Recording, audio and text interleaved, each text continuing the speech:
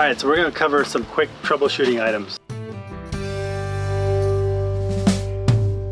One item that we've experienced is some of our clients tend to plug in too many appliances on the outlets at one time. So if that were to happen, we do have a safety switch in our inverter, so it'll trip.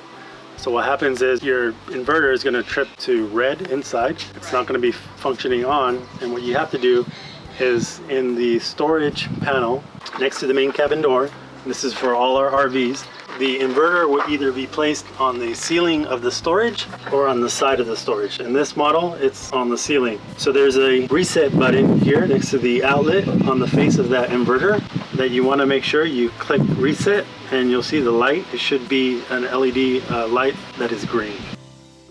Once you've done that, then your plugs inside that run off inverter should work.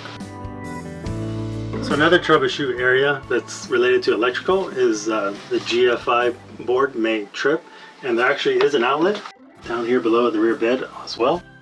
It has a GFI switch and you can reset. This is common when any of your outlets, again, that are not running off the inverter, any of the generator powered or the shore powered electrical outlets are not working.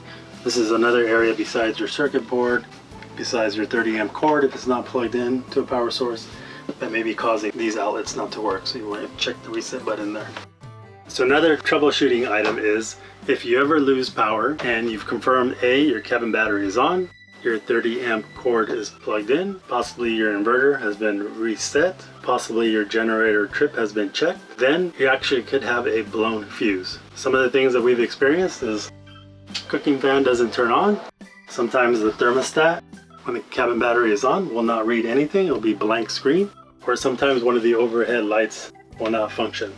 If that is the case, most likely you have a blown fuse. Now the grid is down here at the rear of the RV, below the rear bed. This is the panel to all your circuit breakers and your fuse box. So you can check if any of these breakers have tripped off, then you can simply turn off and turn back on to reset. If otherwise still not working, then what you want to do is check your fuses one by one and see if any are blown. If there is one that is blown, and they are labeled here so you can see which area is giving you problems, you can check which fuse it is. You can pull it out, check the fuse, see if it's blown. If it is blown, we carry an extra set of fuses in a Ziploc bag in the glove compartment of the vehicle. So one last troubleshooting method, if your electrical outlets are not working, you can check this. There is a reset button on the generator itself. If you were to remove this panel here, and even though the generator, which we've showed you inside how to turn it on, you could also turn it on from here. Even if the generator is powered and your electrical outlets are not working, there is a reset button down here. It's a little tight, but right here to the right of the switch, down below, you'll see a switch.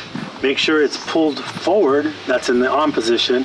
If it's tripped back, that's in the off position, and therefore the electrical loop will not be getting any power. Now this is pretty rare, but this is your last ditch effort if one of your outlets is not working and you've checked the inverter and the electrical cord in the storage.